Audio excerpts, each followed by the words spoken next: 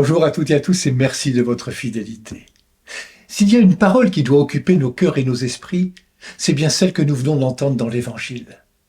Vous êtes tous frères. Vous n'avez qu'un seul maître, le Christ.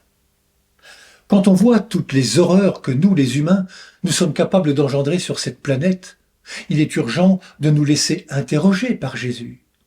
Autrefois, Jésus interpellait les scribes et les pharisiens, mais nous comprenons que ces paroles sont aussi pour nous aujourd'hui. Et si Jésus est si sévère avec ceux qui s'arrogent un pouvoir sur les autres, c'est parce que c'est contraire à l'Évangile. Si Jésus est si sévère avec ceux qui excluent, qui mettent de côté les faibles et les pécheurs, c'est parce que c'est contraire à l'Évangile. Jésus est venu non pour séparer mais pour unir. Il est venu pour qu'on respecte les humains, pour renverser les fardeaux qui écrasent, pour libérer les enfants de Dieu, pour que soit respectée la conscience de chaque personne humaine. L'Évangile n'est pas un prêt à penser. L'Évangile s'adresse à notre intelligence, à notre foi, à notre raison. Il invite à une réflexion plutôt que de nous donner des solutions toutes faites.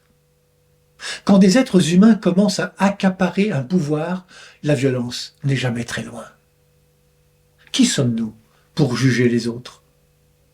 Ce que Jésus dénonce, ce n'est pas le message que les savants de la Bible enseignent, mais le fait qu'ils sont plus exigeants pour les autres que pour eux-mêmes.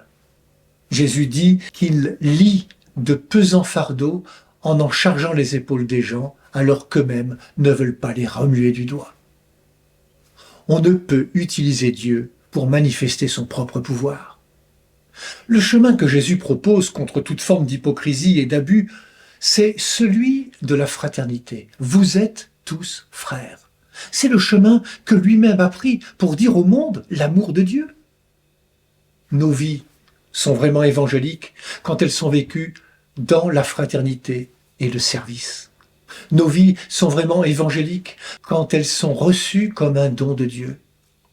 Jésus dit n'avoir rien fait par lui-même, mais qu'il a accompli et réalisé les œuvres reçues de son Père. Vous n'avez qu'un seul maître. Jésus ne demande pas la suppression de toute hiérarchie, de toute autorité, de toute paternité. Il demande qu'aucune hiérarchie, autorité, paternité ne prenne la place de Dieu, le seul maître et Seigneur. Et rappelons-nous que ce maître n'est pas comme les autres. Il préfère les faibles et la faiblesse aux puissants et au pouvoir. Le jour où il a dit « Vous m'appelez maître et Seigneur, vous avez raison car je le suis », il était agenouillé devant ses compagnons pour leur laver les pieds. Oui, apprenons chaque jour que nous sommes tous frères et sœurs et que nous n'avons qu'un seul maître, le Christ. Bonne marche vers Pâques à toutes et tous, prenez bien soin de vous et des autres.